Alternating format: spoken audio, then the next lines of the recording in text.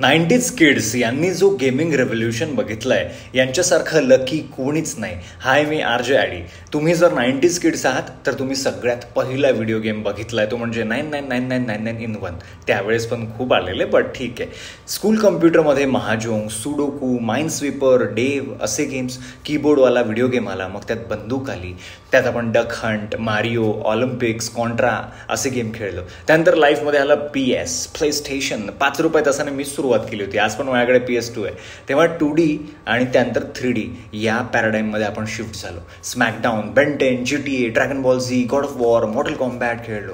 नोकियाच्या मोबाईलवर सापाचा गेम खेळलो आणि Clash of Clans, Mini Militia, PUBG, Call of ड्युटीपर्यंत आलो. इकडे आपण GTA, FIFA, PES, Prince of Persia बघितला. हळूहळू कॉलेजमध्ये जाऊन डोटा, काउंटर स्ट्राईक बघितला. आता जमाना रेड डेड रिडेम्पशन, फार cry, resident evil, last of us, विचर, असॅसिन्स क्रीड यांचा पण आहे.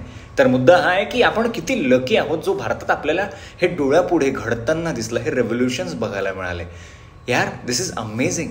आपण स्वतः 2D वरून 3D शिफ्ट झालो. आजकालच्या जनरेशनला काही नवं ऐकून धक्का बसला असेल किंवा काही गोष्टी कळणारी नाही, पण मला सांगा कॉमेंट्समध्ये तुमचा आवडता गेम कोणता होता, स्पेशली स्मॅकडाऊनमध्ये तुमचा आवडता स्मॅक कोणता होता, आणि तुमच्या गेमिंग पार्टनरला खाली कॉमेंट्समध्ये मेन्शन करायला विसरू नका आणि आपल्या मेमरीजचा आनंद नक्की घ्या.